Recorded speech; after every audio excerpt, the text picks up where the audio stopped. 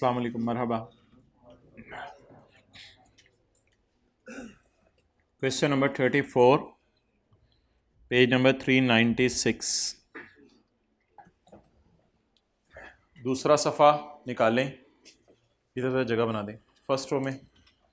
दूसरा सफ़ा निकालें और वर्किंग वन शुरू करें। फेस के लिए पहला सफ़ा काफ़ी है।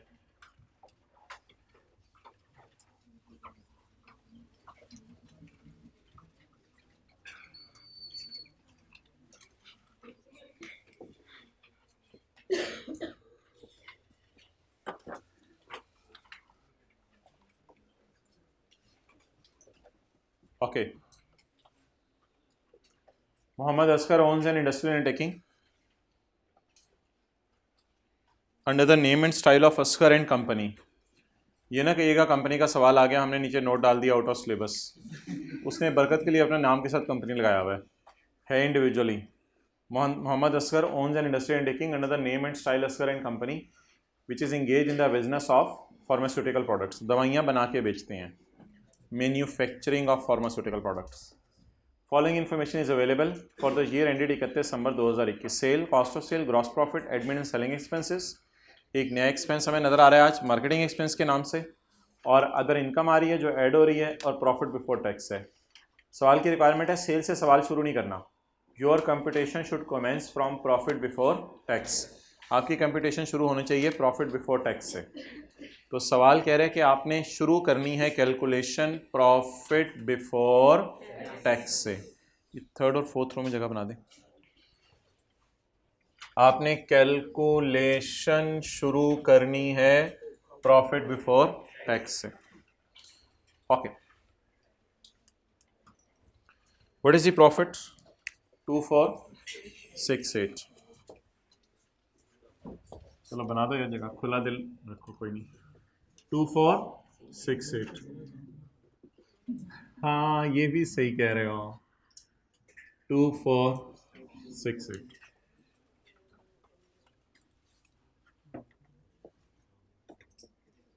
तो 12-13 लाइनें ऐड के लिए छोड़ दें, 7-8 लाइनें लेस के लिए छोड़ दें। साथ साथ भी कर सकते हैं, वैसे कोई मसला नहीं, साथ साथ कर लें, ठीक है आप लोग कर लें साथ साथ। अच्छा आगे।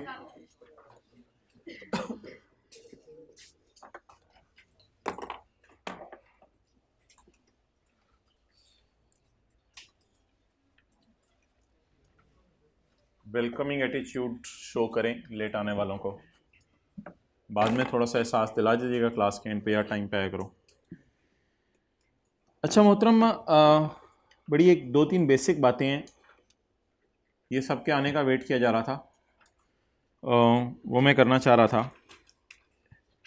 उससे पहले कि मैं आगे चलें ऐसे ही ज़रा आप टाइम ज़ाया करते हैं। पॉइंट 2 पढ़ लें, 1-2 मिनट बच्चे आने दें। खर्चों में खर्चा पड़ा है यार, 676,500 paid to a local hotel for holding annual Eid Milan party for employees and their families. कोई मसला नहीं ईद मिलन का नॉर्मल खर्चा है। बल्कि अगर इसमें यह भी बता दिया जाता कि फैमिलीज़ ने 676 में से 300 का खाना खाया है, तो भी इससे कोई फ़र्क ना पड़ता। ये बिज़नेस का जेन्युइन खर्चा है। खर्चों में पड़े होने की वजह से माइनस हो गया, अच्छा हुआ माइनस हो गया। 12,35,000 हमने पेनल्टी पे की है कस्टमर को in settlement of a claim for damages. उसने हमसे मांगा था जुर्माना, क्योंकि एक कॉन्ट्रैक्ट हुआ था, हमने वैक्सीन बेचनी थी। हमारा मैन्युफैक्चरिंग का कारोबार है फार्मास्यूटिकल चीज़ों का। लेबॉर्ट्री टेस्ट ने बताया है कि जो वैक्सीन के अंदर गंद बला है वो वैक्सीन में एक्सीड कर गया एक्सेप्टेबल लेवल का। हमने थोड़ा सा उसको बताया था हमारी वैक्सीन में मसला होगा, लेकिन वो जो मसला बताया था वो उससे भी ज़्यादा निकला है। जो कि हमारा एग्री हुआ था एक्सेप्टेबल लेवल, उससे भी आगे निकला है। आई कैप भी एक्सेप्ट करता है ना, 50 नंबर आप ना भी लें तो आई कैप एक्सेप्ट कर लेते हैं आपको। तो अब जो वैक्सीन के अंदर मसला, थर्ड रो में आ जाए। अब जो वैक्सीन के अंदर मसला निकला है वो मसला क्रॉस कर गया है लिमिट्स को। इसका मतलब है हमें जुर्माना पे करना पड़ा। तो इज़ इट अ फाइन पे टू गवर्नमेंट और अदर देन गवर्नमेंट? तो ये फाइन अलाउड है, नॉर्मल माइनस करने की इजाज़त है। 23 लाख आपने डोनेशन दिया है किसी हॉस्पिटल को जो कि एस्टेब्लिश किया हुआ है लोकल गवर्नमेंट ने। बिल्कुल एक जेन्युइन खर्चा है, नॉर्मल खर्चा है आपका? नहीं, बिल्कुल जेन्युइन खर्चा नहीं, ये तो डोनेशन है। इस पे क्या माफ होगा? Tax credit. आई में तो होंठ लाने पड़ेंगे। इस पे क्या माफ होगा? Tax credit. क्या डोनेशन बिजनेस का खर्चा है या टैक्स माफ होता है? टैक्स माफ होता है। ओके, आ गए हैं सारे? चलें। अच्छा मोहतरम, ये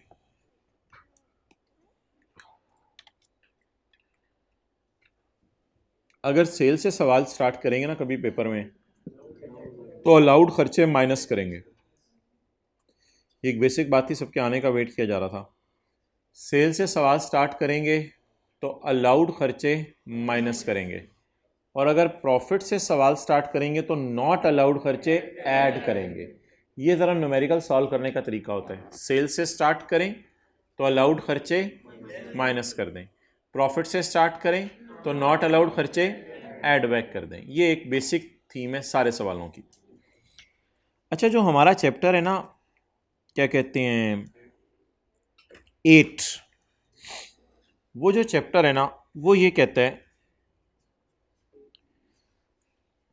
कभी ना किसी दिन घर में अकेले ज़रा बैठना है आपने यकसुई से, थोड़ा सा यार और उसकी जगह दे दो। आपने यकसुई से ना किसी दिन बैठना है, आप और सेक्शन 21, बस, और कोई तीसरा बंदा ना हो बीच में। तो सेक्शन 21 में ना एक चीज़ ऑब्जर्व कीजिएगा, कहीं वो अलाउड लोअर ऑफ करके आपको निकाल के दे रहे हैं, कहीं डिसअलाउड लोअर ऑफ करके आपको निकाल के दे रहे हैं। For the purpose of example, page 128 पे परचेजेज हैं, वहाँ हमने डिसअलाउड निकाला था लोअर ऑफ करके। फिर उसके बाद पेज नंबर 129 के ऊपर कमीशन है, वहाँ हमने अलाउड निकाला था लोअर ऑफ करके। तो सेक्शन 21 का कोई दीन ईमान नहीं है, कभी अलाउड फिगर दे रहा है लोअर ऑफ करके, कभी डिसअलाउड दे रहा है लोअर ऑफ करके। और अगर आगे चलें तो फार्मास्यूटिकल कंपनी अगर एडवर्टाइजमेंट का खर्चा करे, तो पेज नंबर 131 पे हमने पढ़ा था, फार्मास्यूटिकल अगर सेल प्रमोशन या एडवर्टाइजमेंट या पब्लिसिटी, जिस तीनों को मार्केटिंग कहते हैं, अगर फार्मास्यूटिकल मार्केटिंग का खर्चा करे तो वो भी माइनस करने की इजाज़त है, लेकिन अलाउड है लोअर ऑफ करके। लोअर ऑफ करके माइनस करने की इजाज़त है, एक्चुअल खर्चा और 10% ऑफ सेल। तो ये जितनी चीज़ें मैंने आपको बताई, कभी आप सेक्शन 21 का मिजाज देखिएगा, इसका कोई दीन ईमान नहीं, कभी नॉट अलाउड दे देता है, कभी अलाउड दे देता है। अच्छा, हमें इसमें बिल्कुल परेशान होने की ज़रूरत नहीं है। द रीज़न इज़ कि अगर हमें कभी ऐसा मसला आया, तो हमें अगर कभी अलाउड चाहिए हो तो टोटल में से नॉट अलाउड माइनस कर देंगे, अलाउड आ जाएगा। अगर हमें पेपर में चारा हुआ नहीं नहीं नहीं नहीं मुझे तो नॉट अलाउड चाहिए,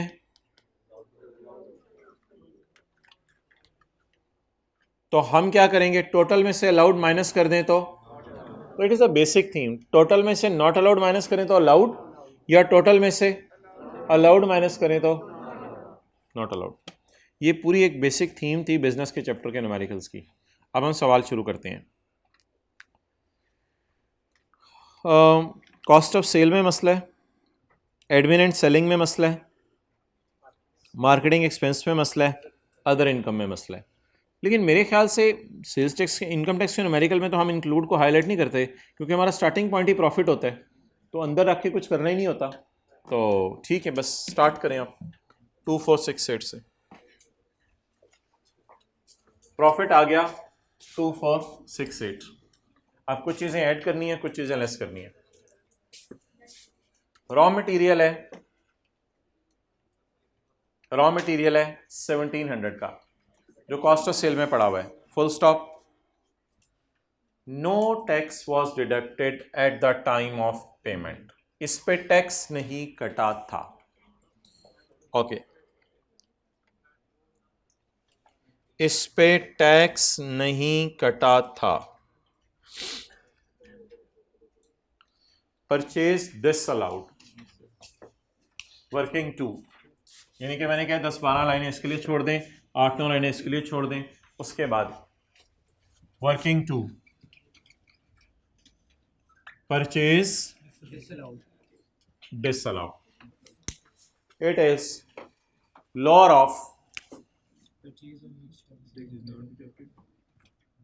of purchase on which tax is not deducted and 20% of total purchase. अब पेपर में ना वर्किंग करते हुए कोई इतना ज्यादा डिटेल में जाने की जरूरत नहीं। No tax reduction 20% of purchase, बस इतना भी लिख देंगे, कॉन्सेप्ट सही आपने अप्लाई करना है। इतनी लंबी लंबी अंग्रेजियां लिखेंगे तो ये लिखते रहेंगे। ओके, अब मोहतरम, what is the purchase on, ये तो मैंने आपको खोल के दिया हुआ चैप्टर 8, मैं तो सवाल में आता हूं। What is the purchase on which tax is not deducted? Raw material खरीदा 7800 का, सारे पे टैक्स नहीं काटा। So what is the, पिछले सवालों में ये होता था, जे डॉट वाला और जो हमने सवाल किया था वो कहता था 7800 का रॉ मटेरियल खरीदा, उसमें से इतने पे टैक्स नहीं काटा। इसमें इसने क्या लिख दिया, सारे पे टैक्स नहीं काटा। What is the purchase on which tax is not deducted? 7800, 20% of total purchase, total purchase का 20%। अब मुझे बताएं, टोटल परचेज और कहीं गिवन है ही नहीं, बस यही मेरी परचेज है रॉ मटेरियल की सारी, तो इसी का क्या ले लूं जी बताएं। 1560, अल्लाह का शुक्र है ये मुझे नॉट अलाउड ही दे रहा है और मुझे चाहिए भी, तो इसमें मुझे कुछ अब साइंस नहीं करनी पड़ी, जो फिगर चाहिए थी वही दे दी। मरहबा मरहबा जी आया। प्रॉफिट से चलते हुए नॉट अलाउड खर्चे ऐड कर दें, तो इसको डिसअलाउ कर दें। परचेजेस नॉट अलाउड जी 1560।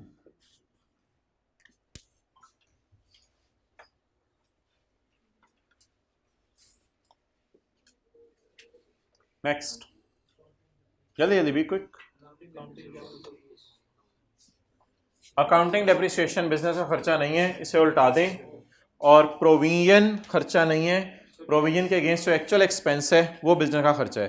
तो अकाउंटिंग डेप्रिसिएशन और प्रोविजन खर्चा नहीं है, इसको उल्टा दें। ऐसे ही है, प्रोविजन फॉर डाउटफुल डेट भी माइनस करने की जाती ना, इसी तरह किसी भी किस्म की प्रोविजन माइनस करने की जाती है। उल्टाएं जी अकाउंटिंग डेप्रिसिएशन और इसकी जगह actual right of stock minus करने की जाता है। अगर कभी सवाल में दे, एक दफा देगा, वो हम डिस्कस करेंगे, आते रहिएगा। पेवस्ता है शजर से उम्मीदें बाहर रख, शजर से मुराद इधर कॉलेज और टीचर है, दिनों के एतबार से जो आजकल चल रहे हैं। ओके, फरवरी में शजर से मुराद आपकी किताबें होंगी।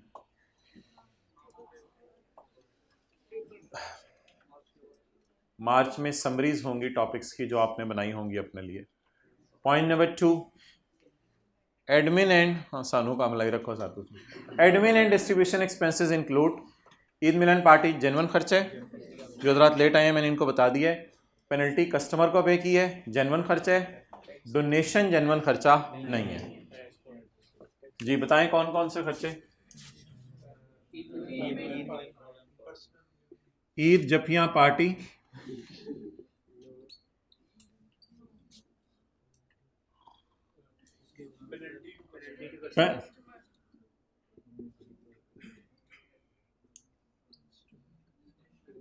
तो इधर उधर की ना बात बता, वैक्सीन में क्या डाला था तूने। चलें छोड़े, हमें क्या वैक्सीन में क्या डाला था, बस ये खर्चा अलाउड है, जेन्युइन खर्चा है।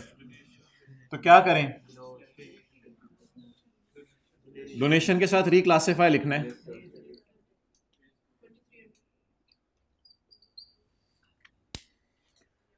लाल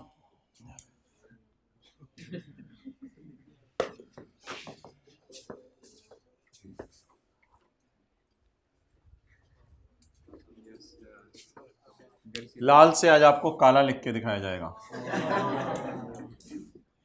डोनेशन को क्या करना है, बच्चों की बातों पे हंसते हैं हम लोग, आदत बन गई है।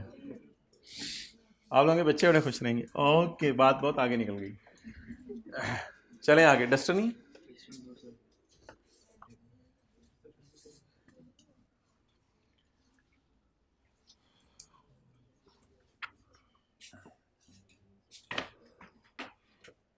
मार्केटिंग एक्सपेंसेस इंक्लूड आ तोहफा, हम खुद तोहफे थे, हमने अपने एम्प्लॉय को भी तोहफा दे दिया। मार्केटिंग एक्सपेंसेस इंक्लूड आ तोहफा ऑफ 5 लाख। द तोहफा वाज पेड इन कैश। अभी एक ही दफा इकट्ठे करके, द तोहफा was paid in cash to one of the salesman for exceeding his sales.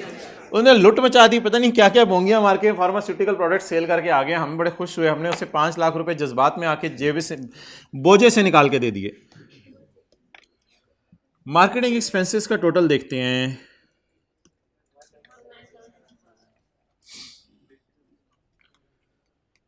Marketing expenses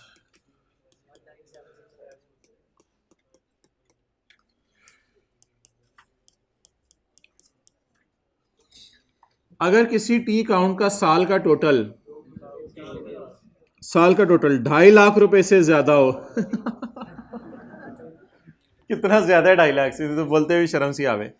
अगर किसी टी काउंट का टोटल साल का 2.5 लाख रुपए से ज्यादा हो, 2,50,000 से, ये सेक्शन 21 का एल है, और उसके अंदर इंडिविजुअल पेमेंट 25 उसमें इंडिविजुअल पेमेंट 25,000 से ज्यादा हो और कैश में हो। 3 बातें हैं बुजुर्गों, 3 बातें हैं। ये टोटल 2.5 लाख से ज्यादा, ये टोटल, ये इंडिविजुअल और पेमेंट, तो ये खर्चा नॉट अलाउड। ये बिल्कुल एक्सपेंस है। फिर ये कोई पेएबल रिसीवेबल तो नहीं है, ये कैरेट डाउन ट्रायल में जाने। P&L कर लो इसको, इस तरह कर लो, P&L में गए, ठीक है, हो गया आजम, P&L में जाना है। वैसे तो कैरेट डाउन भी लिख दिया करते थे लोग, ठीक है कोई नहीं, P&L में लेके जाना है। अच्छा जी, अब आप मुझे ये बता दें कि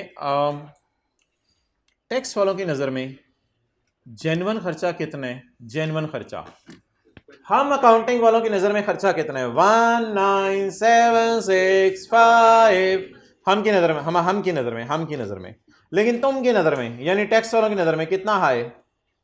19765 माइनस 500। टैक्स वालों की नजर में जेन्युइन खर्चा होगा 19765 माइनस 500, और हमारी नजर में जेन्युइन खर्चा होगा 19765। रुपीज इन थाउजेंड में बात करते हैं ना, वो 1000 आगे तो इसलिए लगाए थे ताकि आपको वो 2.5 लाख वाली बात याद करा दूं।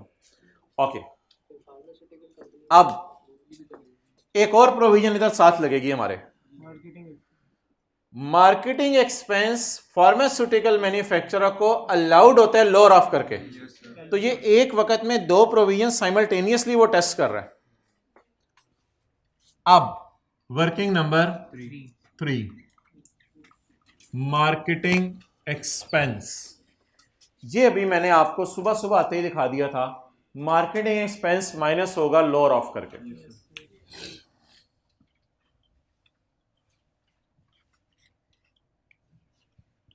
लोअर ऑफ क्या हो जाएगा? अलाउड।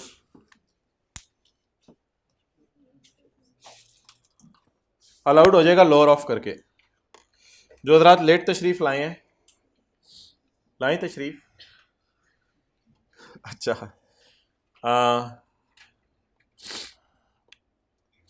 पेज 131 पे ना हमने ये प्रोविजन पढ़ी हुई है, advertisement is lower of actual और 10% ऑफ सेल।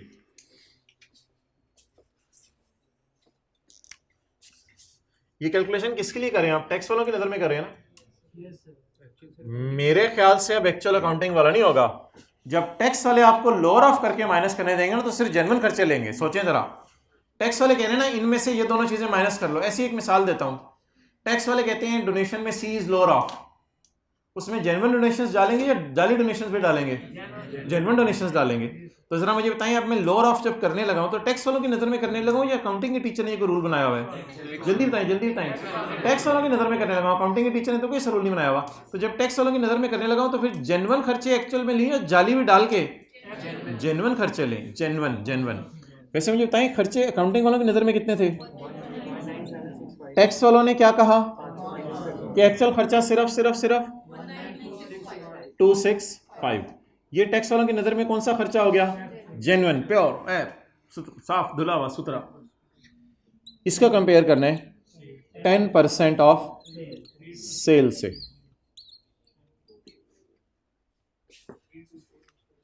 ओहो, सेल कितनी है तेरी असगर? 324850।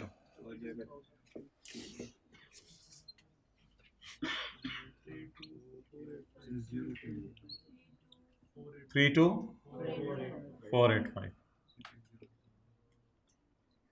ओके,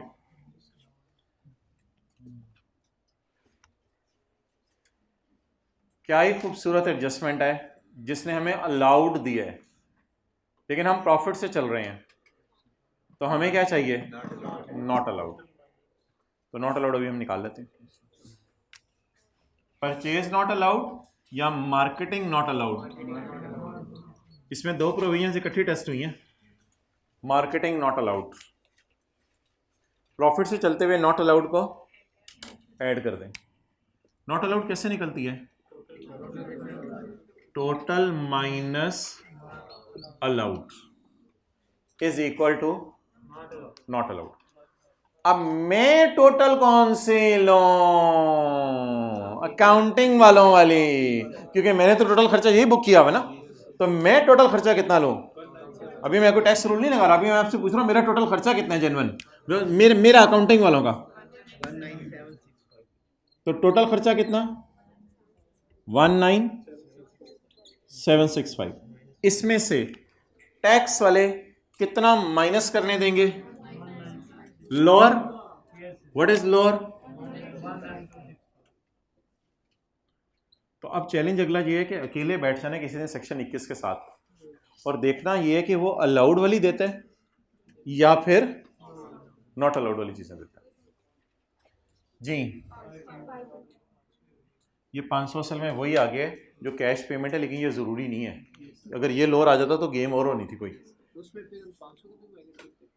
किस में? जो अगर ये 10% ऑफ सेल लोअर आ जाता उसमें तो नहीं, बस ये तो करना ही था, ये एक्चुअल खर्चे फॉर्मेट सारा यही रहने, पर लोअर आप ये लेके उसको माइनस कर देते। ओके, सो आपको पता है यार, चलते चलते सवाल में कोई इक्का दुक्का वो डालते फिर ऐसी एडजस्टमेंट, तो ये 500 रुपये कैश वाली कहानी ना होती फिर तो ज़रा एडजस्टमेंट मेरे ख्याल से ज़्यादा आसान थी। उसमें सर ये वाला कॉन्सेप्ट खाली टेस्ट हो रहा होता, तो ये 500 वाला भी इसने थोड़ा बीच में डाला, तो नो प्रॉब्लम एट ऑल। आपकी टर्म में कोई और चीज़ आएगी वो अगली दफ़ा वालों को बताई जाएगी, तो इन चीज़ों की बॉदरेशन नहीं करनी होती। ये सवाल भी मेरा ख्याल है जो तकरीबन क्लास में 70-80% बच्चे बैठे हैं उनकी बात कर रहा हूँ, ये सवाल आधा आप लोगों ने फिर भी कराना था, हालांकि मैं आप लोगों को करवा रहा हूँ, आगे चलने दें सवाल को। सवाल के अंदर फारग चीज़ें पड़ी हुई हैं। अच्छा, नहीं, कुछ भी नहीं, बस फिर आप टोटल लिखते, total minus allowed equal to खुद ही क्या आ जाता? Not allowed. पैटर्न यही रहता। अच्छा, सवाल ने क्या कहा हुआ था? टोटल खर्चा कितने? 19765। लॉ ने क्या कहा था? जेन्युइन खर्चा या 10% ऑफ सेल, दोनों में से क्या माइनस करो? ये आ गया लोअर, मैंने इसको यहां पर अलाउड कर दिया, बाकी क्या हो गया? Not allowed. आगे कुछ भी नहीं है सवाल में, चलें। जाना तो नहीं ना यार, कुछ ना कुछ तो सीखेंगे ना। अदर इनकम में डिविडेंड पड़ा हुआ है, पहले इसको निकाल दें फिर अगली बात करते हैं।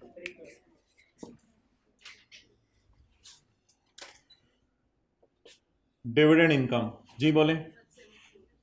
174। मैं डिविडेंड इनकम निकाल रहा हूं या बिजनेस की हेडिंग है?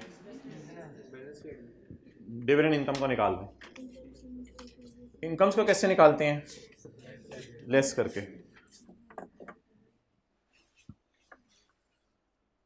This amount was received from a listed company, dividend में फर्क नहीं पड़ता लिस्टेड से या नॉन लिस्टेड से, after deduction of tax and after deduction of ज़कात।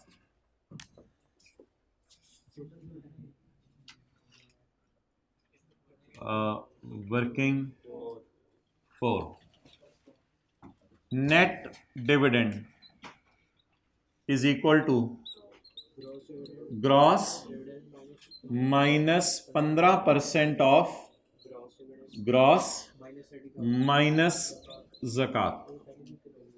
दो दफा ये पहले करवाई भी है।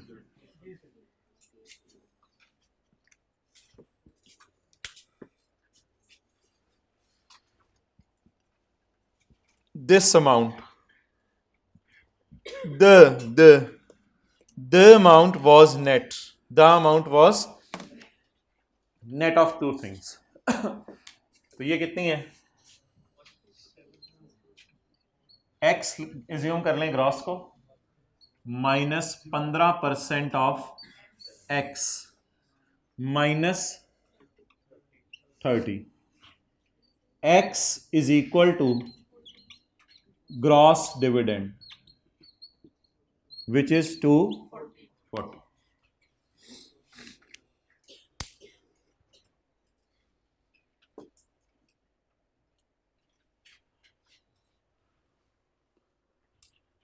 अब ये ज़कात ज़कूत फेस पे माइनस कर लेंगे। Next, gain of 660 on sale of shares. ये इसने बड़ा अच्छा काम शुरू किया हुआ है ना। अदर इनकम में जो पड़ा है वो बता के ना फुल स्टॉप लगा देता है, फिर आगे तफसील से अपनी पूरी बात करता है। तो इसको पहले उल्टा दें अदर इनकम से। Gain of ji ji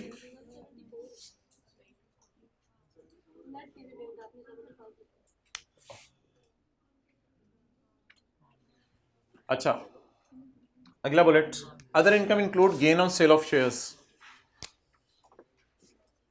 gain on shares निकाल दें, इधर जो मर्जी लिख दिया करें, गेन ऑन शेयर्स लिख दें, कैपिटल गेन लिख दें, जो मर्जी। गेन ऑन शेयर्स निकाल दें यहां से। Other income include gain on shares of a private company.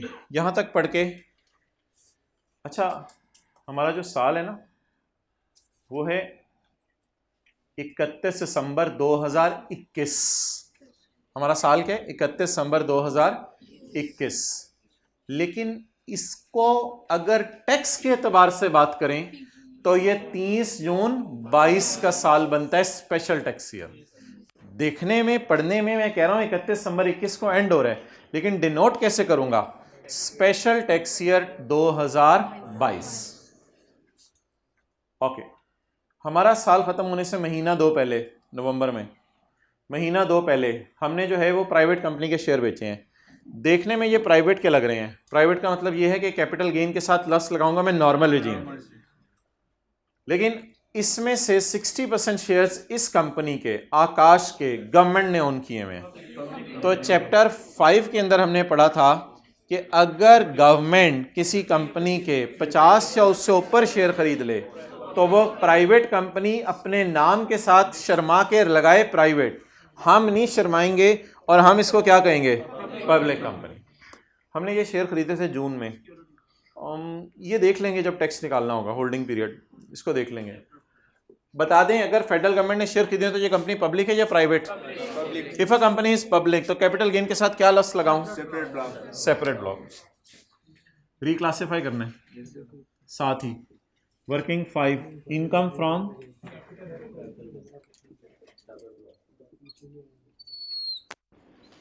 Gain on securities का डिस्पोजल 660।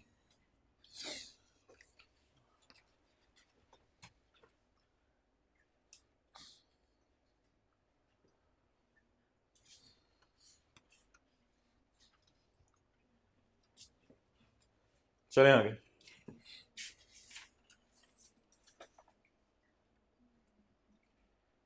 ये तो उधर इंफॉर्मेशन है, छोड़े परे। Point number 1, a second hand plant was imported from France. मियाँ वाली की पिछली गली में फ्रांस का हूँ। नहीं, ये तो इम्पोर्टेड हो गया फिर। तो सेकेंड हैंड प्लांट अगर इंपोर्ट करें तो इनिशियल अलाउंस मिलेगा। इधर देख लेना, इधर देखें। Second hand plant was imported from France at a cost of 2500। तो what is the cost of plant? खर्चों में तो नहीं पड़ी हुई कि उल्टा के डेप्रिसिएशन माइनस करें, नहीं पड़ी हुई खर्चों में। क्योंकि खर्चों में जो पड़ा हुआ था उसने बता दिया, इनकम में ये है, खर्चों में ये पड़ा हुआ है, खर्चों में ये पड़ा हुआ है, खर्चों में ये पड़ा हुआ है, इसके साथ लिखा नहीं हुआ खर्चों में पड़ा हुआ है। Withholding tax of 1.5 lakh was deducted eight import stage. असल में लोग ना टैक्स नहीं जमा करवाते, इसलिए गवर्नमेंट जो है ना, गवर्नमेंट ने कुछ तरीके पकड़े हुए हैं कि जब आप प्लांट इंपोर्ट करते हैं ना, गवर्नमेंट कहती है प्लांट नहीं उठाने देंगे आपको, पहले थोड़ा सा हमें टैक्स दो। तो जो भी टैक्स है रिलैक्स रहें, अपने मेडिकल के एंड पे आपने माइनस कर देना है, बस बिल्कुल एंड पे जाकर ना इसको माइनस कर देना है। तो एडवांस टैक्स है, एडवांस टैक्स है, तो इसको आपने एंड पे ज़रा माइनस कर दें। कॉस्ट में ऐड नहीं होगा, ये आपको रिफंड हो जाएगा। नॉन रिफंडेबल टैक्सेस ऐसे कॉस्ट में ऐड होते हैं। ये विदहोल्डिंग टैक्स का मतलब है टैक्स कटा है एट इम्पोर्ट स्टेज। हाँ एक minute, one by one. Taxes हमेशा सवाल खामोश हो तो आपने एंड पे माइनस कर देनी है। एंड पे माइनस करने का मतलब ये है कि ये टैक्स आपको छूट मिल जानी है। असल में प्लांट पे तो कोई टैक्स बनता भी नहीं ना, सोचें प्लांट पे क्या मतलब, प्लांट मैंने खरीदा उस पर टैक्स, ये क्या बात हुई? मैं प्लांट से चीज़ें बनाऊंगा फिर मेरी बिजनेस इनकम पे टैक्स लेना तुम तो, लेकिन बिजनेस इनकम में लोग टैक्स जमा नहीं कराते थे। तो एक सेक्शन है जो आप सीए फाइनल पे पढ़ेंगे, सेक्शन 148, वो ये कहते हैं जब आप बाहर के मुल्क से कोई चीज़ वगैरह इंपोर्ट करें ना तो आप टैक्स पे कर दें हुकूमत को। लेकिन ये सीए फाइनल का कॉन्सेप्ट है, इसलिए आई कैप सिर्फ एक लफ्ज़ लिख देता है with hold, deduct, paid, tax. तो जब भी इस चीज़ का लफ्ज़ आ जाए ना, with hold, paid, deducted, tax, आपने बस अपने सिलेबस के एतबार से उसको एंड पे माइनस कर देना है। तो इसको एसेट की कॉस्ट में नहीं डालना। अच्छा, तो इसको हम एंड पे माइनस कर देंगे। आगे चलें। इनकम टैक्स, इनकम टैक्स अगर कोई और टैक्स होता तो फिर तो मैं अलग बात थी, ये इनकम टैक्स है। जब भी पेपर में लफ्ज़ ना लिखा हो ना टैक्स कौन सा है, तो जो लॉ चल रहा है वही वाला टैक्स है। हमारा लॉ इनकम टैक्स चल रहा है, अभी इनकम टैक्स का सवाल है तो ये इनकम टैक्स है। तो विद होल्डिंग इनकम टैक्स लिख लो ऊपर आप। विद होल्डिंग इनकम टैक्स ये बिजनेस का खर्चा नहीं है, अब हमने पढ़ा था इनकम टैक्स बिजनेस का खर्चा नहीं है, बल्कि एंड पे माइनस करने की जरूरत होगी, इतना टैक्स आपको माफ हो जाएगा।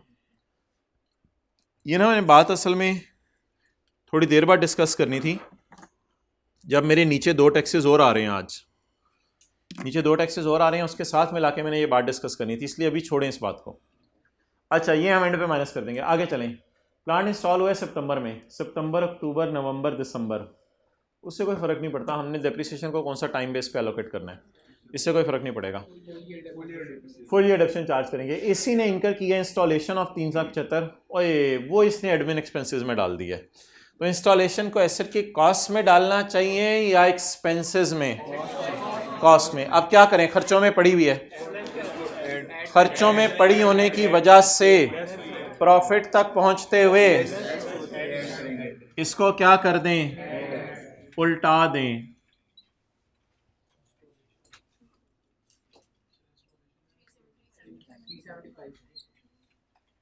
जो भी चीज खर्चों में पड़ी हो और जेन्युइन ना हो उसको उल्टा दें। इसको उल्टा के एसेट दोबारा माइनस कर दूं या एसेट की कॉस्ट में डाल के डेप्रिशिएट करूं? अच्छा जी, अब मुझे बताएं कि what is the cost of asset as per my question? 2500।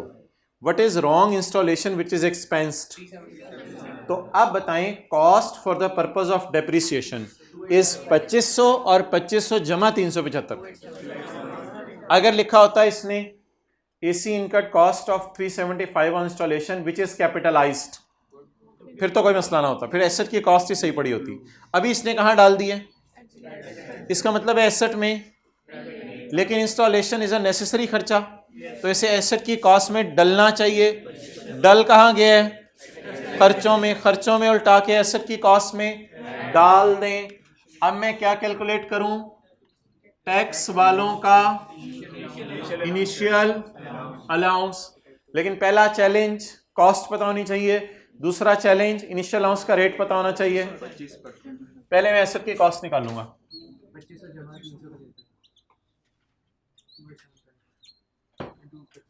Multiplied by ना ना ना, आप इज इक्वल टू लगा दें इधर, इज इक्वल टू पहले लगा दें इधर, 25% डायरेक्ट ना लगाएं, एसेट की कॉस्ट निकाल लें, शायद आपको फायदा हो जाए इस चीज का। कॉस्ट निकाल लें, शायद फायदा हो जाए। 28, शायद इस कॉस्ट निकालने का फायदा हो जाए। अब लगा दें 25%। ये 1 मिनट, 71 9। आप पूछो क्या चीज? डेज वाला तो अमोर्टाइजेशन में होता है ना। तो इनिशियल अलाउंस आ गया। अच्छा, अगली चीज टैक्स वालों की, व्हाट इज कॉस्ट? 2875 निकालने का फायदा हो गया, वरना दोबारा निकालना पड़ता। कॉस्ट माइनस बिल्डिंग के लिए 10, कंप्यूटर के लिए 30, बाकी सब के लिए 15%। Full year डेप्शन in the year of purchase,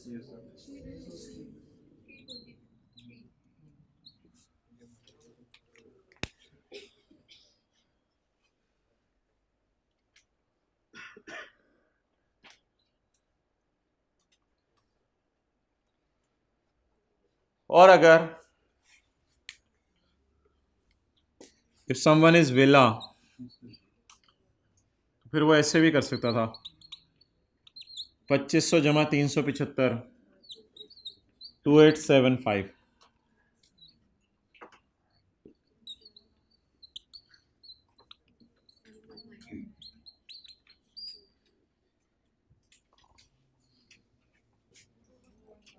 जी 21 इस तरह तो क्लास में हम करते थे ना, तो घर में पता नहीं क्या। अच्छा चल, एट द रेट ऑफ,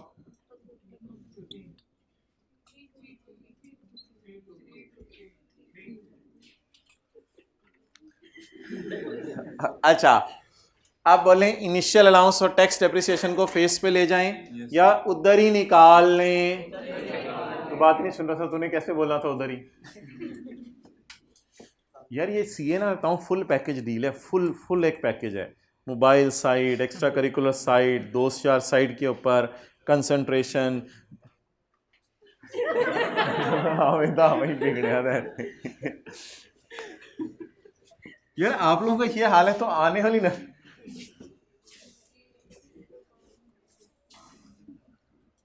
चलें आगे, बताएं इसका क्या करना है।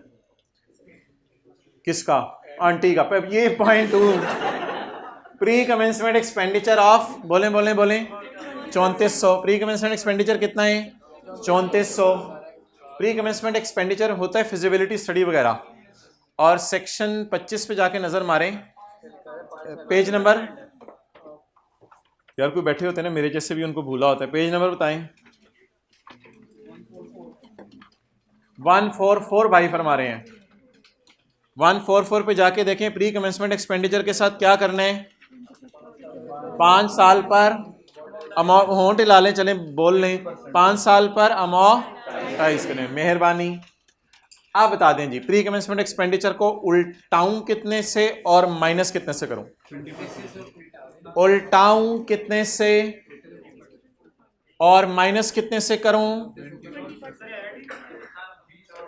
उल्टाऊं कितने से? यार ये पहली दफा ऐसा सवाल आया और बड़ा मजे का है, और आपके मुंह में पानी आ रहा है, एक दो की राल टपकती भी मुझे नजर आ रही है। Pre commencement expenditure of 3400 were charged to accounting profit and loss for the year ended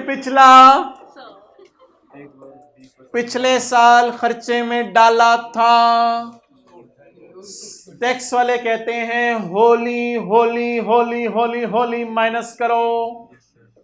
अच्छा, अगर इस तरह के एडजस्टमेंट्स हम करते थे, लेकिन उसमें ना इसी साल खर्चे में डाला होता था। इसने पिछले साल खर्चे में डाला है, तो पिछले साल के न्यूमेरिकल में हमने किया होगा 3400 को उल्टाकर 3400 का 20% माइनस किया होगा। अब हमारे साल दोबारा ना उल्टाइएगा, उसने फिर उलट जाना है। हमारे साल दोबारा ना उल्टाइएगा 3400 को, ट्राई करके देखें वैसे उल्टा के। एग्जामिनर क्या करता है, खर्चे में पड़ा हुआ है, पिछले साल के खर्चे में पड़ा हुआ है ना, तो क्या हमारे साल, तू जरा निकाल उंगली, हमारे साल के P&L के अंदर खर्चे में पड़ा हुआ है या पिछले साल 3400 माइनस है? तो पिछले साल की वर्किंग वन में 3400 उल्टाकर, बहुत से सवाल हमने ऐसे किए हुए हैं, एसेट की कॉस्ट उल्टा दो, इसकी अमोर्टाइजेशन माइनस कर दो। तो पिछले साल उल्टाकर पिछले साल 20% माइनस हो गया होगा, 20 इस साल माइनस कर लेते हैं, 20 उससे अगले साल, 20 उससे अगले साल, 20 उससे अगले साल, तो इस साल वाला 20 बस माइनस करवा दें। सर वो एक सवाल कर रहा था मैं, उसमें आपने उल्टाया नहीं हुआ था। और फिर टीचर जो करता है उस बच्चे की, क्लास के बाद आके बच्चे पूछते हैं, बच्चे लेके आते हैं, सर ये 3400 उल्टाया क्यों नहीं आपने? और फिर फैकल्टी रूम में। अच्छा जी, टैक्स वालों की अमोर्टाइजेशन फिजिबिलिटी स्टडी की 3400 का या 3400 डिवाइडेड बाय 5, जो भी आपको पसंद हो। 680। हाँ ये उसने खुद ही बता दिया कि टैक्स वाले क्या चाहते हैं, जैसे आई एस फेलो आप पढ़ते हो FY2 में। आगे चलें, टैक्स वालों की डिप्रिसिएशन, पहले पुराने साल का लॉस माइनस करते हैं। है कोई पुराने साल का लॉस? किसी और सवाल में से देख लें। लुट मची ही है, हाथ दो, इतने भी हम पागल नहीं है। तो इसी सवाल में जरा टैक्स वालों के डिप्रिसिएशन माइनस करवाएं।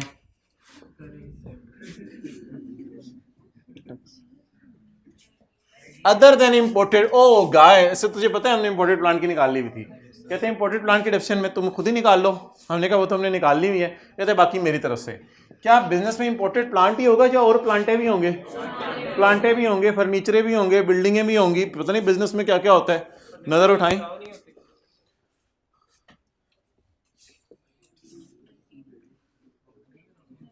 पता नहीं क्या बोला आपने, क्यों गलत बोल रहे हो? जाके देखना फर्नीचर का रेट दिया हुआ है। इनिशियल अलाउंस नहीं होता, डिप्रिसिएशन तो होती है।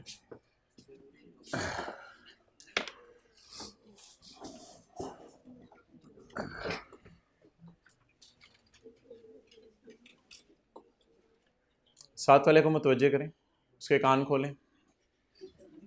अच्छा मोहतरम,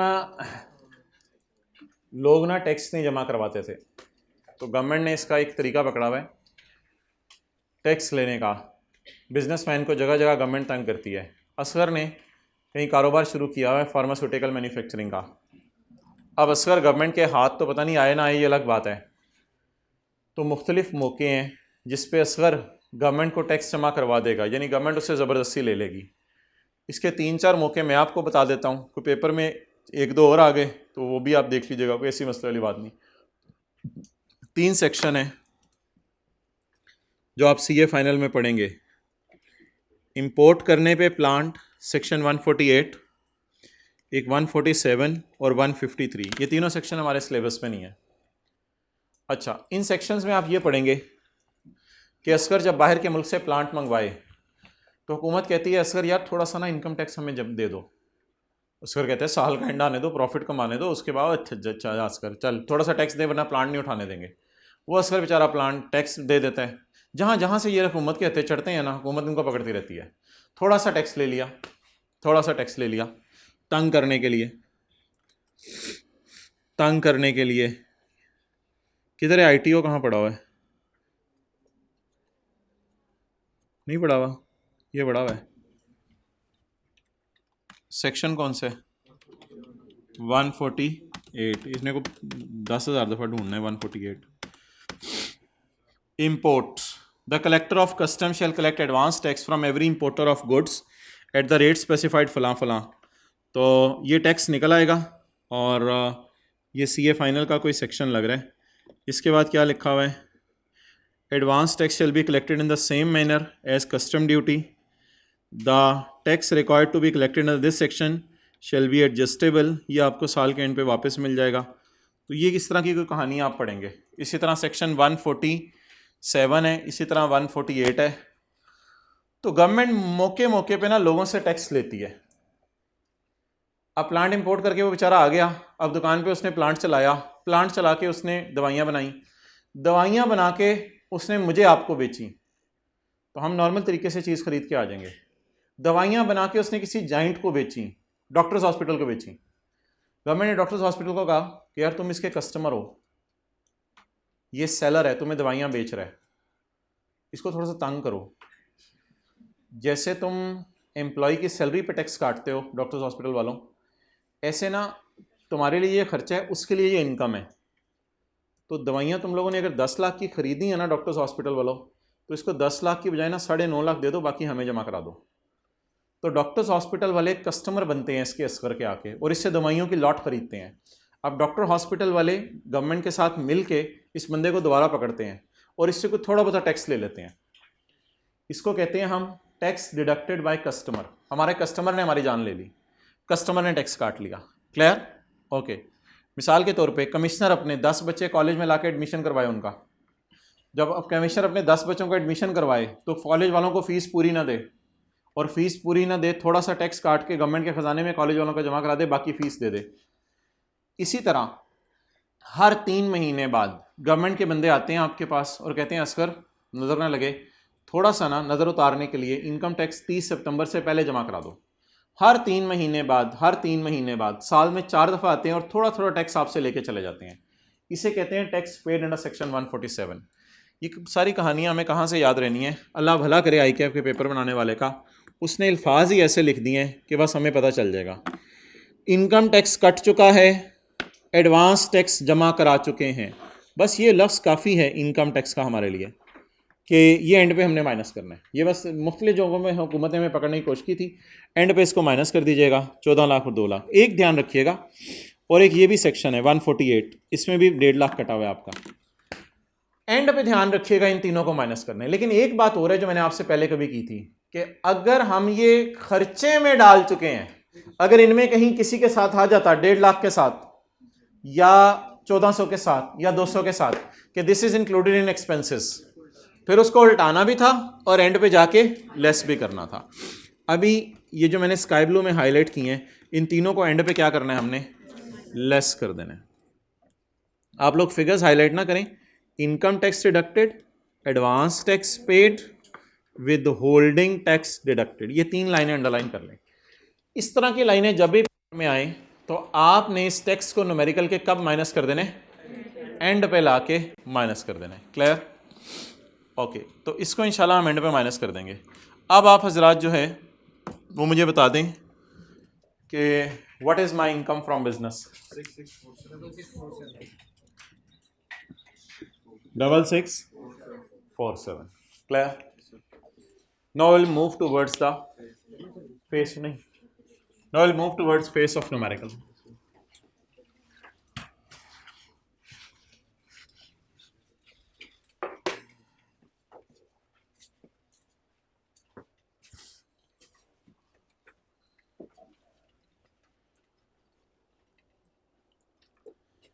ठीक है, पहले मैं चैप्टर 18 में 19 में जाऊंगा, फेस खोलूंगा और फिर इंशाल्लाह हम रिज्यूम करते हैं। नमाज की ब्रेक ले लें, पॉज कर दें। अच्छा जी, अब असल में सबके सामने शो भी तो करना हुआ कैसे। अच्छा, 3 हमारी इनकम्स हैं सिर्फ, income from business, final tax regime dividend income और income from capital gain separate block. तो mister Asghar income and tax thereon special tax year 2022 या for the year ended 31 December 2001 साथ special tax year 2022। Income from business, income and tax thereon sir, income from business. इस सवाल में losses होने चाहिए थे, मज़ा नहीं आया वैसे। Income from business, income from separate block 660। Income from other source, final tax regime dividend income जी, अमाउंट 240 जी मोहतरम। Total income 7547। लेस कर दें इनकम फ्रॉम कैपिटल गेन और इनकम फ्रॉम अदर सोर्स, क्योंकि इन पे अलग रेट है।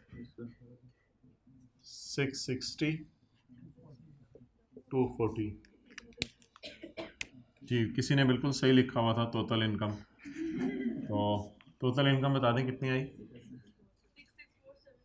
आ जाके खोती बोर्ड थले 6647। अब आप माइनस कर दें ज़कात, क्योंकि समीउल्लाह भी नमाज़ पढ़ा है। तो भाई असर के बाद तो नफल नहीं होते। क्या कह रहे थे? अच्छा ज़कात। चलिए मैं तो आप लोग बस रिलैक्स करके टेक लगा के बैठे हैं। 30,000 आप लोग बस आ गए हैं, बड़ी बात है। घर वाले भी शुक्र है बच्चा पढ़ रहा है।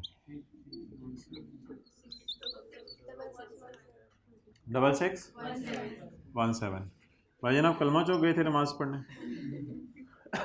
जूते गायब हो गए थे ना।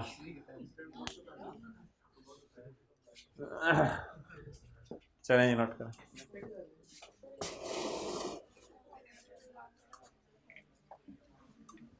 It's good to live on own money.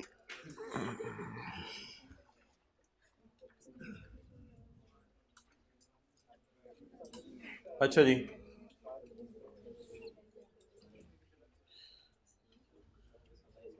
उधर ही यार, उधर ही अहमद, उधर ही जी। किस एसी को करवा दो यार 26-27 पे, 22-23 पे करवा दो। अब आ रही हैं वो, वन बाय वन बताते जाएं जो जो रिक्वायरमेंट है। They will try to fulfil as per your desire. इसको करो 26 पे, इसके विंग्स भी ऊपर कर दो। इसको ना चलाओ हबस हो रही है, चलाएं जी, हबस हो रही है। इसको 26 पे कर दें। उर्दू में हबस हो रही है, इंग्लिश में सफोकेशन हो रही है।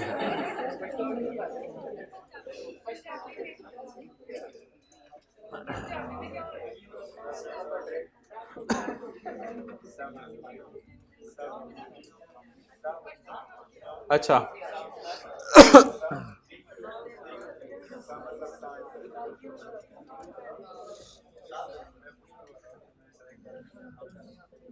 भाई प्लीज़ बच्चों ने घर भी जाने। न्यूमेरिकल का फॉर्मेट मैंने पहले शो करना था, लेकिन आप हजरात आए नहीं हुए थे। सैलरी प्रॉपर्टी नहीं है, बिजनेस नॉन स्पेकुलेशन है, capital gain separate block gain on securities है, income from other source final tax regime है, टोटल इनकम है, गेन ऑन सिक्योरिटीज़ और एफटीआर डिविडेंड इनकम माइनस होगी, टोटल इनकम आ जाएगी।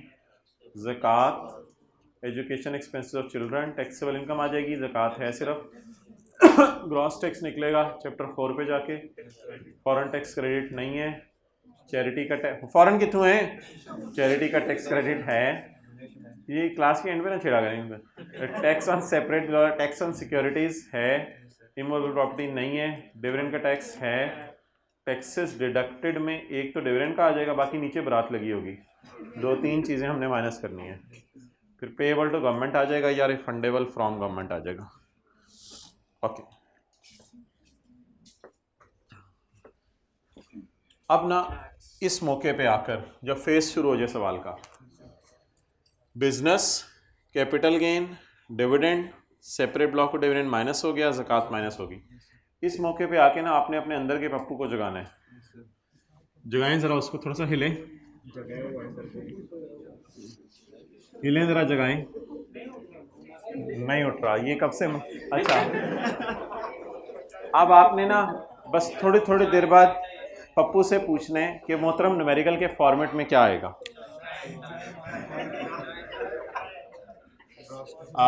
Please gross tax normal tax regime, chapter 1 में जाएं और 6617 पे, चैप्टर 4 में जाएं और 6617 पे रेट लगाएं।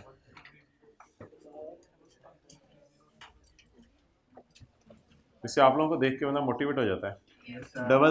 अच्छा कोई तारीफ कर रहा हो ना तो उसे छोड़े नहीं होते। 6617 पे चैप्टर 4 का रेट लगाएं।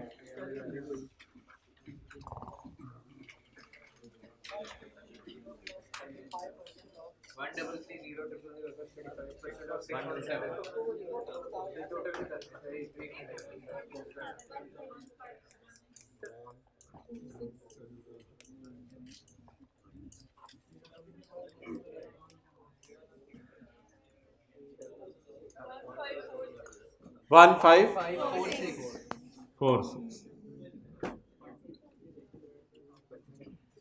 अब अंदर के पप्पू से पूछें, पप्पू सवाल के अंदर प्लीज़, मैं आपको क्लास से निकालूंगा, अंदर के पप्पू से पूछें, पप्पू क्या सवाल के अंदर जो है फॉरेन टैक्स क्रेडिट है? पप्पू ने बोला नहीं है।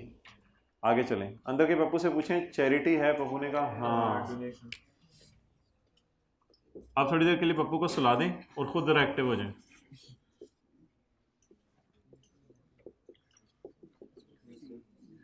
A over B into C, where A is 1546, B is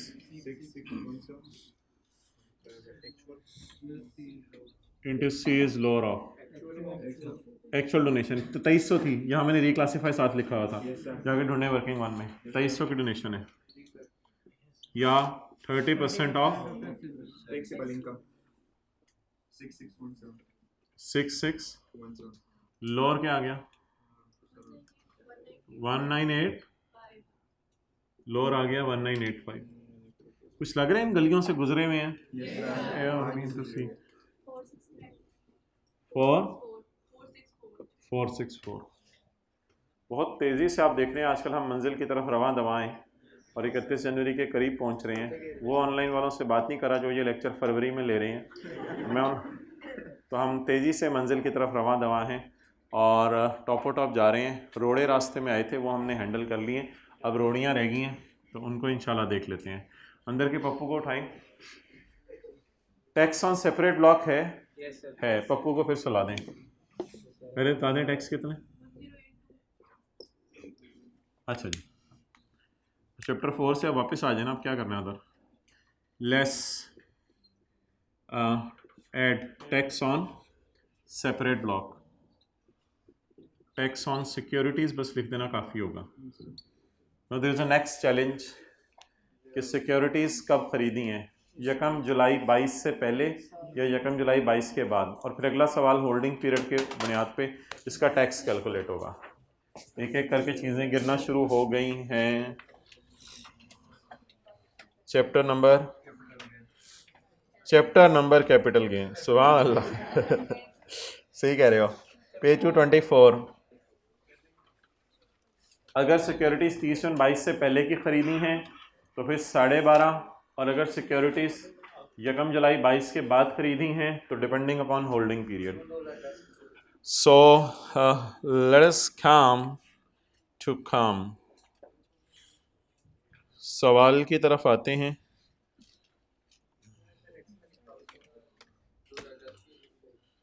नहीं 10 तो एज्यूम ना करो, इसमें आप बेहतर है कि वो अजम्पशन लो जिस अटैम्प्ट में सवाल आया है। तो सवाल आया है मार्च 21 में, तो फिर 2021 लो, इसको 2001 तो ना लो।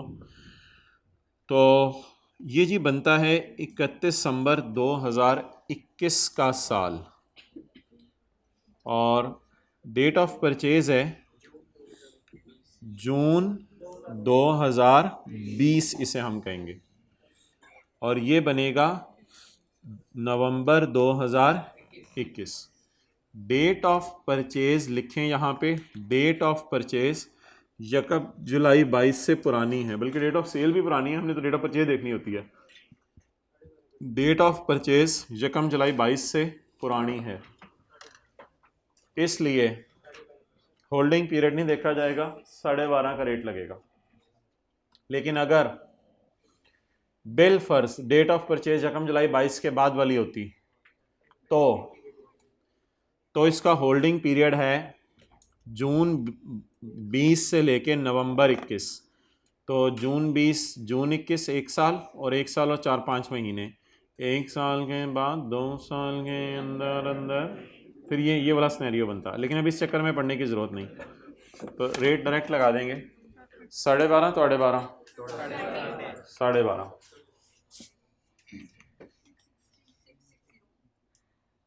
लोगों के 12 बजते हैं, हमारे 12.5 83 पॉइंट्स पे ना लेके जाएं, फिर बढ़ जाएगी। 83 या 84 कर दो। ओके पप्पू, व्हाट आगे की है फॉर्मेट से समझ लें। पप्पू फॉर्मेट है तो टैक्स ऑन डिविडेंड। पप्पू को दोबारा सुला दें। अच्छा इसमें ना इस तरह नहीं हो सकता सॉल्व कि आप सवाल में जाके देख रहे हो कौन सी एडजस्टमेंट है। इस पॉइंट ऑफ टाइम पर आके सवाल में, आप सवाल में जाके नहीं एडजस्टमेंट देख सकते। अब आपको अपने से बातें करनी होंगी कि यार अब क्या लाइन है, अब फॉर्मेट में क्या लाइन है, अब ऐड टैक्स ऑन डिविडेंड, फिर आपके माइंड में खुद ही क्लिक करता जाएगा। बादशाह सलामत फरमा रहे हैं डिविडेंड को लाया जाए 36 120। अब सैलरी पे जो टैक्स कटा है वो माइनस कर दें। अच्छा नौकरी कर ही नहीं रहा, बिजनेस है इसका, चलें फिर आगे। डिविडेंड पे जो टैक्स कटा है वो माइनस कर दें, less tax deducted on dividend 36। अगली बात, अब ना आपने मार्क्स लेने हैं अलग अलग, और इसको इकट्ठे नहीं करना, ना यार बातें ना करो, इसको इकट्ठे नहीं करना। अब आपने हर एक के मार्क्स अलग अलग लेने हैं। Date is withholding tax on import, income tax deducted by customer, advance tax paid. ये स्काई ब्लू वाले लफ्ज उठाने हैं और आपने चीजें माइनस करना शुरू कर देनी है। टैक्सेस डिडक्टेड या कलेक्टेड या पेड एंड पे माइनस कर दिया करने हैं। टैक्स ऑन इंपोर्ट,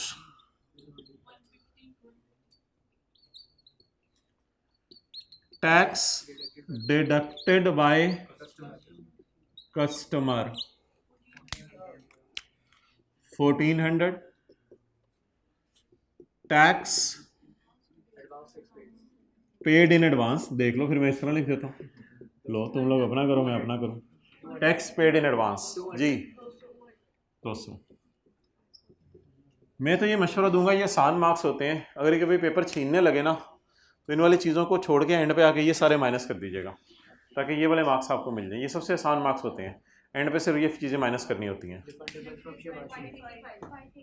रिफंडेबल, डंडेबल,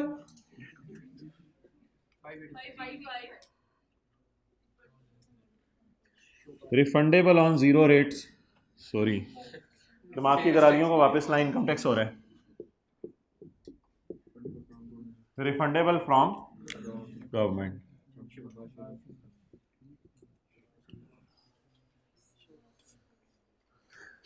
ना किया करें गिबतें लोगों की। रिफंडेबल फ्रॉम गवर्नमेंट या रिफंडेबल टू असगर, एक ही बात है। सवाल कह रहे हैं मुझे ये ना बताओ रिफंडेबल फ्रॉम गवर्नमेंट, सवाल कह रहे हैं मुझे बताओ रिफंडेबल टू एसी। ठीक है एक ही बात है, एसी ना पूछिएगा कौन है अब, असगर।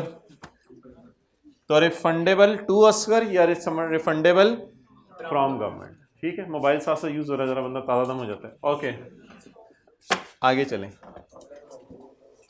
अगला क्या न्यूमेरिकल है, न्यूमेरिकल ही सी है बस। साथ वाले बुलबुल के सर पे हाथ रखते हैं और आगे चलते हैं।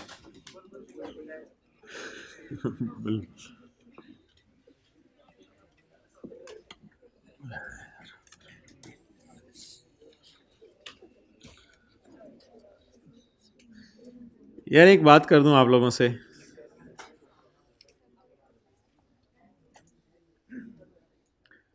असल में मुझे वो दिन याद है अभी तक ना, नहीं मैं बताता हूँ, ठहरें।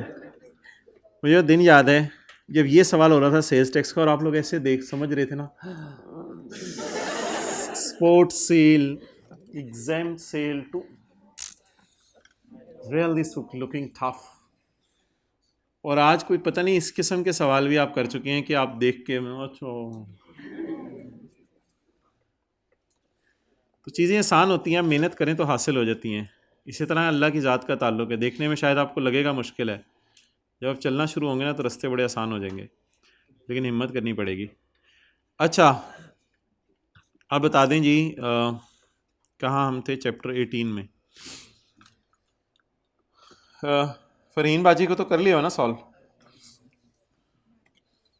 अब अहमद बाजा है उसकी तरफ मूव करें, page 395।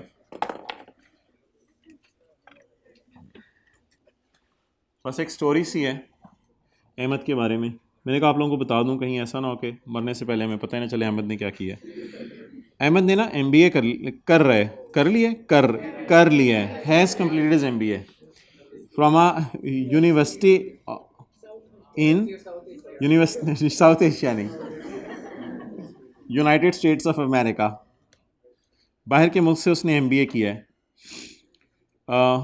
He had been living there since August 2013 से वहाँ गया हुआ है फॉर हिज एजुकेशन, पढ़ने के लिए. पाकिस्तान आया था, उसकी खाला की शादी थी 2017 में, पाकिस्तान आया था, लेकिन अब मार्च अप्रैल मई जून पाकिस्तान रहा था. भाईजान अटेंटिव रहें, मार्च अप्रैल मई जून का मतलब है ये नॉन रेजिडेंट था. और जुलाई अगस्त सितंबर भी रहा था, ड्राइवर बन के खाला खालू को सैर कराता था, तो जुलाई अगस्त सितंबर भी रहा था ये, तो स्टिल नॉन रेजिडेंट. तो 10 मार्च से 30 जून 17 भी 180 से कम है, और 1 जुलाई 17 से 30 सितंबर 17 भी 183 से कम है. तो इट मीन्स के he is a non resident. तो आने से ये नहीं कि आने से रेजिडेंट बन गया हो, रहा तो नॉन रेजिडेंट ही. Next, and then went back to USA, और फिर दोबारा अपनी तालीम हासिल करने के लिए चला गया. लगा हुआ MBA करने, 2013 का लगा हुआ, 14 गुजरा, 15 गुजरा, 16 गुजरा, 17 गुजरा, लगा हुआ MBA करने टू कंप्लीट इज MBA. हालांकि वो कहते हैं मैं इतना MBA कर रहा हूँ, हालांकि मेरे भी भाग लगाए. Full stop. Along with studies के साथ वो पार्ट टाइम जो है बर्तन धोता है एक रेस्टोरेंट में. ये व्हाट इज दिस, पढ़ लें, यही होता है, और क्या होता है.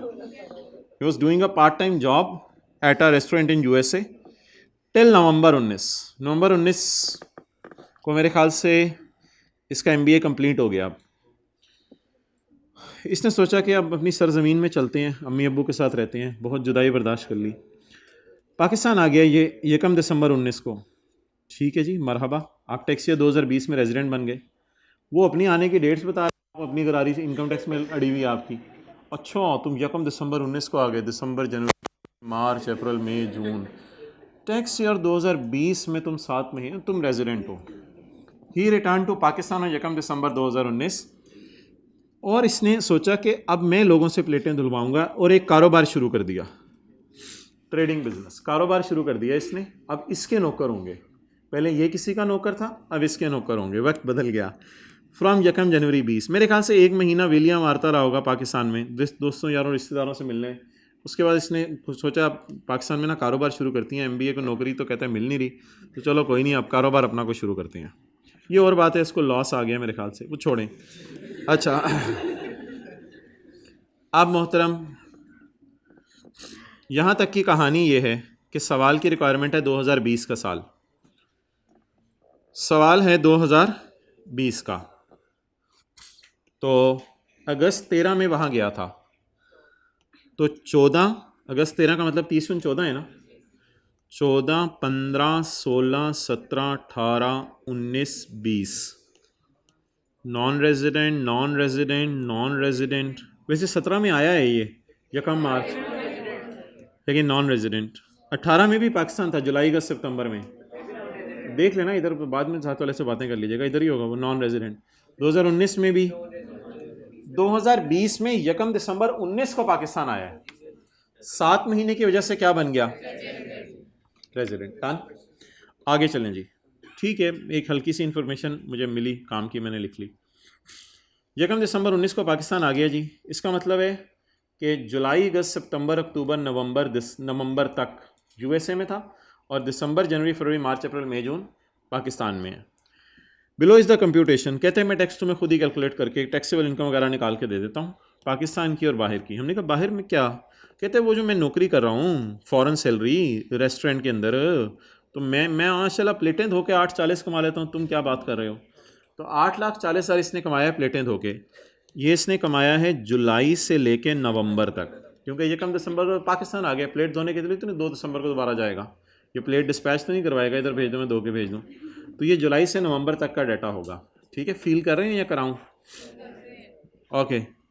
पाकिस्तान में भी इसने कारोबार शुरू किया है मेरे ख्याल से 1 जनवरी को शुरू किया है पाकिस्तान में. 30 जून 20 तो हमारा ईयर एंड है ना. माशाल्लाह पहले साल ही 40 लाख की सेल होगी, 22 लाख के खर्चे हैं, 28 लाख के खर्चे हैं, नज़र डोनेशन 6 लाख की हैं, और 2.5 लाख की कोई यूएसए में भी डोनेशन दी है इसने। ओके अब्दुल्ला अभी ठहरो, मैं इनको ज़रा सीए करा लूँ, मैं फिर बताता हूँ। हाँ सेलिंग एंड एडमिन सेलिंग भी उधर ही सुई है यार, ये कौन नहीं कभी तरक्की कर। Selling and admin expenses include the following. Selling admin expenses में ये पड़ा हुआ है, प्लीज़ पढ़ाने दें यार। सैलरी ऑफ 8,40,000 पे टू 2 एम्प्लॉयज़। एक इसने पप्पू नौकरी पे रखा हुआ है, एक शप्पू नौकरी पे रखा हुआ है, 2 एम्प्लॉयज़ हैं इसके, पप्पू और शप्पू। तो सैलरी है 8,40,000 की, pay to 2 employees equally in cash. Each नहीं लिखा हुआ, हर एक को 8,40 दी है, दोनों को दी है तनख्वाह पूरी 8,40 इक्वली। अब अगर 2 लोगों को तनख्वाह दी 8,40 तो एक को कितनी दी? 4,20,000। कैलकुलेटर के बगैर पता चल गया 4,20,000 तनख्वाह दी है कैश में, और विद होल्डिंग टैक्स अल्लाह का शुक्र है काट लिया। तनख्वाह पे जो टैक्स बनता था वो काट लिया।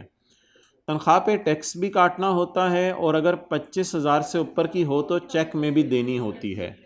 अब आप 8,40,000 को जब डिवाइड किया 2 से, तो एक एम्प्लॉय की तनख्वाह निकली 4,20,000, 4,20,000।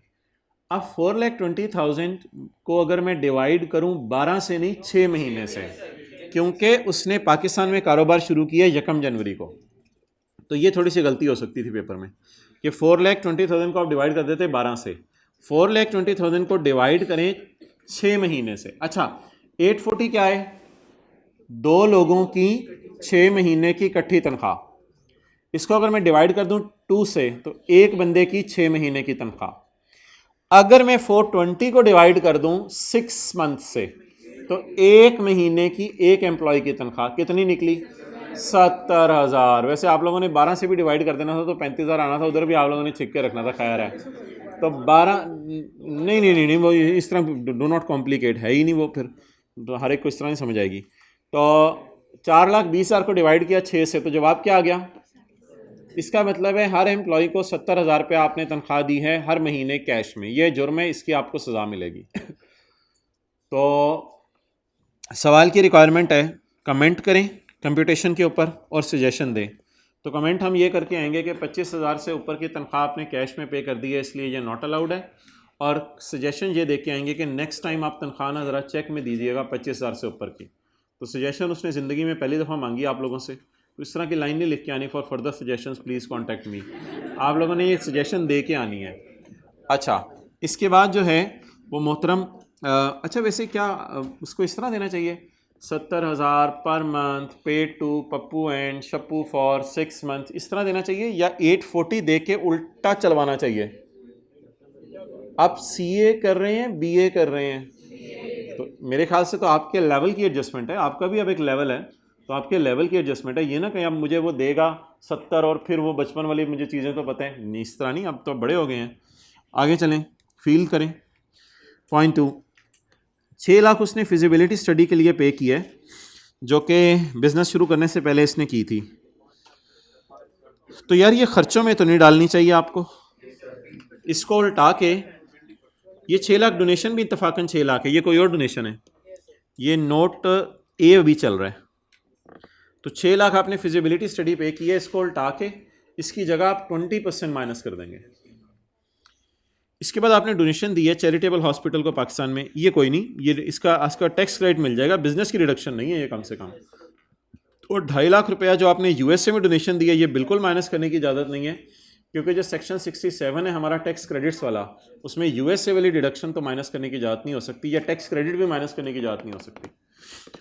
ओके, तो अब मैं रेडियो चलाने लगा हूँ, जब आपका प्रोग्राम हुआ मुझे बता दीजिएगा, मैं बंद कर दूँगा। तो हम कमेंट करना कैसे शुरू करें? कमेंट करना ऐसे शुरू करेंगे कि सैलरी ऑफ रुपीज़ 8,40,000, अब सुन लीजिएगा यूट्यूब पे ऊपर, salary of rupees 8,40,000 is paid to 2 employees in 6 months। It means the salary per employees 4,20,000, and 4,20,000 when we divide it by 6 months, the salary per month paid to each employee is 70,000 per month. If a salary is paid to an employee exceeding 25,000 otherwise than by cross check or direct transfer in the employee's bank account, it will not be allowed as deduction under the head income from business. Therefore, this salary being paid in cash will not be allowed as deduction irrespective of the fact that whether he has deducted the tax or not. तो इतना सा मैंने बोला, थोड़ा सा आप short करके और लिखाइएगा, लेकिन ज़्यादा बोलूँगा तो आप थोड़ा लिखेंगे आगे. हाँ, इसके बाद अगली बात सजेशन है. In this regard I suggest you, Ahmed, you should pay me a fees of 10,000, then I will suggest. In this regard, I suggest to Ahmed that be cautious guy next time, pay the salaries in check if the amount exceeds or by direct transfer in employees bank account. मशवरा पूरा दिया करें, अधूरा ना दिया करें. उठ जा, क्लास हो रही है. आगे चलें. इसके बाद जो है वो ₹6 lakh paid in respect of feasibility study. Well it falls under the, इस तरह शुरू हो जाएगा एग्जामिनर से थोड़ी सी गपशप के मुंह में. Well it falls under the definition of pre commencement expenditure and this is amortized over a period of 5 years. So it should not be allowed as a deduction. Rather, a 5 years base amortization should be calculated amounting to ₹6 lakh divided by 5. Figure examiner तुम खुद निकाल लेना. Next. With regards to donation which are given by Ahmed in Pakistan, well, I suggest that these are not allowed as a deduction under the head income from business at least. So what are you doing, man? This is not a deduction allowed under the head income from business. Rather, a tax credit will be allowed because it qualifies under section 61. Section 61 का नाम भूल गया हमें, under the income tax ordinance 2001. What about donation in USA? Well, I think the donation is USA does not fall under the definition of charitable donations under the section 61 या under income tax ordinance. Therefore, no deduction or no credit will be allowed in respect of foreign source income. Well, if after calculation still there is a loss under the head Pakistan business income, so it will be carried forward that apparently there is no other income given in this question. Last but not the least, my examiner, I would like to say that 8,40,000 being earned by manjing the Bhartan in the USA is a foreign source income. अच्छा, अब salary के बारे में ना दो provisions हैं. एक provision salary के बारे में ये है कि सैलरी अगर जो है वो आपकी पे हो जाए, अगर सैलरी पे बाहर के मुल्क में टैक्स कट जाए तो सैलरी आपकी जो है वो ऐसी है जो एग्जेम्प्ट हो जाती है. दूसरी प्रोविजन ये है कि अगर सैलरी पे टैक्स ना भी पे किया हो लेकिन आप पाकिस्तान में मौजूद नहीं है बल्कि बाहर मौजूद हैं साल के आखिरी दिन और सिटीजन है, फिर भी सैलरी माफ़ है. अब ना ये, थोड़ा सा टाइम दे दें, अभी पैकअप इकट्ठे करेंगे पैकअप. अब ना ये पाकिस्तान के अंदर जो है वो पाकिस्तान में मौजूद है, ना ये बाहर मौजूद है साल के आखिरी दिन, और ना इसकी सैलरी पे टैक्स कटा है. तो अपेरेंटली सैलरी इसकी टैक्सेबल है, बट एक प्रोविजन है जो इनकी भी बाप है. ये दो प्रोविजन सैलरी पे लगती हैं. एक प्रोविजन है जो सारी फॉरेन इनकम्स पे लगती है, जिसमें फॉरेन बिजनेस हो, कैपिटल गेन हो, अदर सोर्स हो, प्रॉपर्टी हो, डिविडेंड हो, जो मर्जी हो. एक प्रोविजन है जो सारी फॉरेन इनकम्स पे लगती है. That provision prevails over everything. That is if an individual is non resident for last 4 years in the year in which he became resident, उससे पिछले 4 years, तो then his income in the year and in the next year foreign income will be exempt from tax. Therefore, my Bablu dear, the income from Manje Bartan is exempt from tax in the Batti of Income Tax Ordinance 2001. So, revised computation is not required. और अगर computation करनी है तो फिर profit से चलते हुए not allowed को क्या करते रहें, ऐड करते रहें. तो प्रॉफिट टाइप की फिगर दी हुई है, उससे चलते हुए नॉट अलाउड को ऐड करते रहें. तो इंशाल्लाह आपका सवाल टॉप जी.